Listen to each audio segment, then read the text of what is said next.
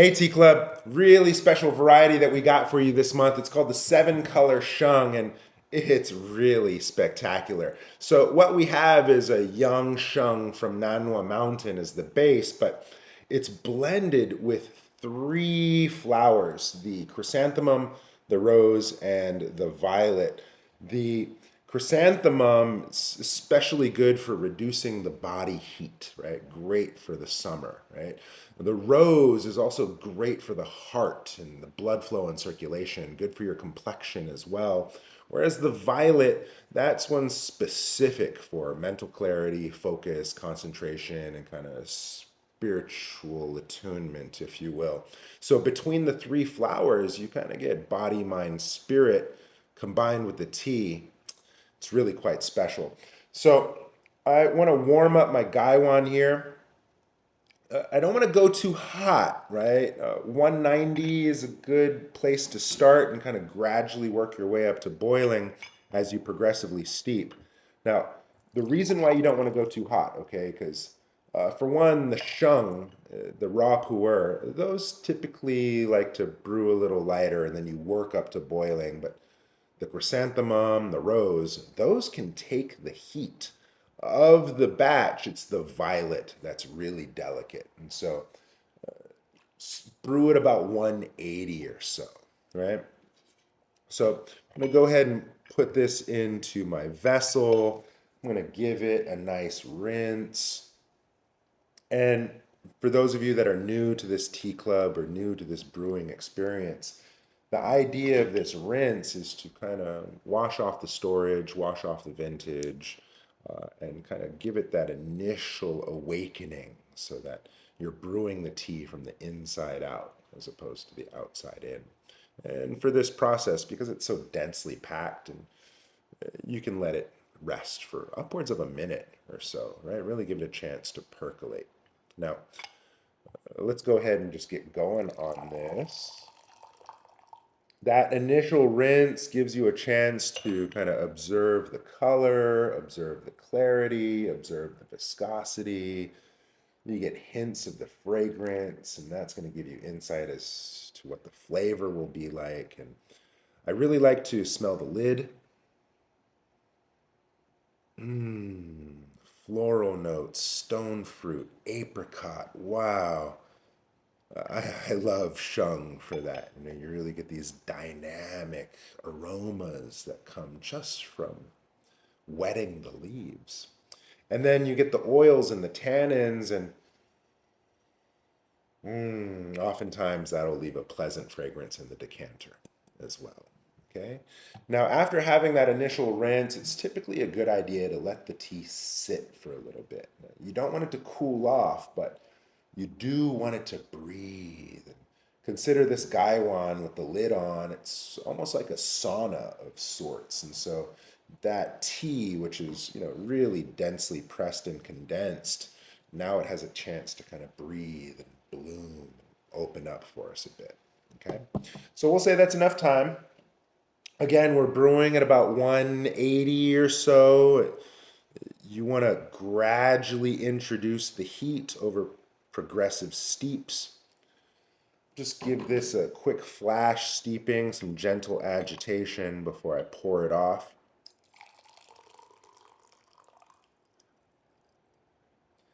And wow, first note, beautiful clarity,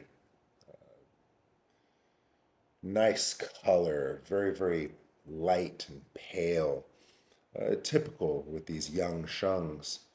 They tend to get darker as they age and ferment.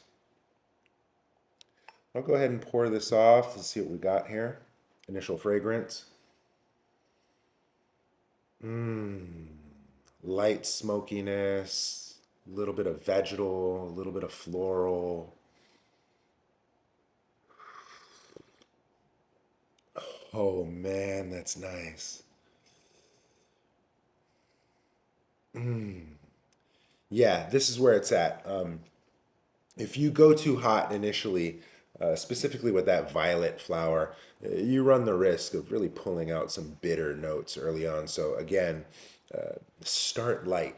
and go progressively hotter. It's kind of like salt when you cook with salt, right?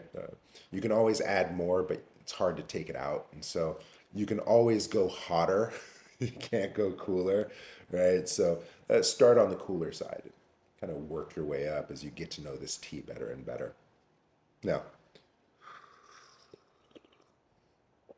oh, that's super nice. Now, typically I'd be sharing this with others, and I really don't like the idea of wasting this, but I want to get a couple more steeps in here. And so let's go ahead and see what the second steep gives us. Again, the water's been sitting for a minute, so I'm going to bring it back up to temp just a bit. Again, still at about 180 or so, right? And here we go. Pouring around the leaves so as not to over agitate.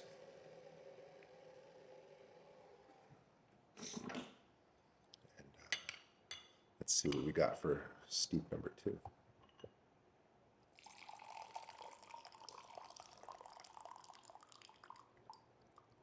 There we go. Good. Still nice and clear, right? You have that nice amber hue, that light golden color. Pour it off. Let's see if we get more flavor out of the second steep. Oh man, just the fragrance alone is wow. It's it's light, it's floral, it's sweet, it's soothing. It's that's what I really love about these kung fu tea ceremonies. You get to introduce all the senses and consider you don't get that when you order your drink on your app and you pick it up on your drive through and you pound it on your way to work in the morning. It's you really want to give yourself time to appreciate these flavors and aromas, you know, especially with such a mindful blend like we have this month. Oh man. So you get the shung, okay? And that's great. But then the chrysanthemum gives it that nice back end flavor. And then the rose just makes it so sweet. But then that violet, oh man, it just boom kicks open the crown. Really, really profound flavor. I would highly recommend drinking this with a meditation practice. You know, yeah, sure, serve your friends and all, but err to the side of silence, err to the side of appreciation and recognition. There's a lot in this for you. I don't want to waste this. I'm just going to go ahead and drink this whole second steep. My goodness. Wow. Oh, man, that's delightful. I'm going to go ahead and see if I can squeeze one more steep out of this for you guys. Oh, man, that's really special. I think that this could easily go 15, 20. You can see the leaves, they started nice and pressed, but they're starting to open up and bloom. By the time you're done, all these leaves will have been unfurled. All these leaves will be open and fully expressed. And by that time, you know, you'll have completed your ritual. Let's go ahead and do one more steep together as a group today. Again, going around the leaves. I don't want to over agitate. The gooseneck kettle really allows me to pinpoint where I pour that water off at. It's a nice tool to have in your ceremony.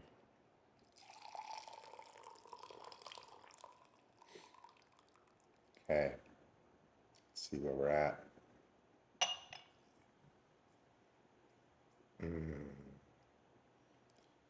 Wow, this is something else. Shout out Sohan and the team at West China Tea. You guys really gave us something special this month. Thank you so much.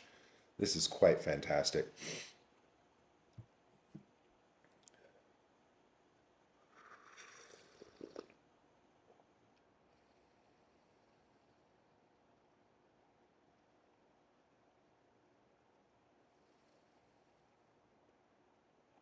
Wow.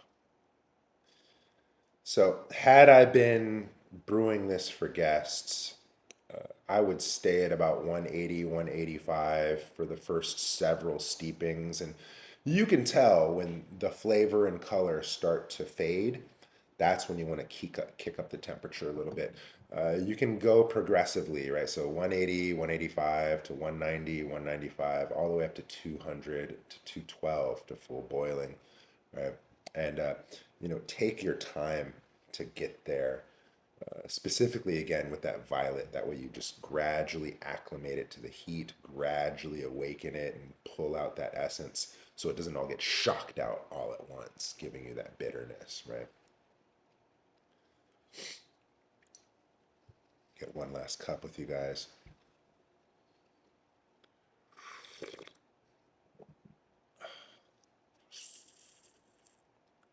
That's something else. If you want to try these teas with us, uh, shout out Sohan. You can get them direct from West China Tea, or you can get them through our tea club where we actually select and curate the brew every month specific to the season. wudongwest.com. Enjoy.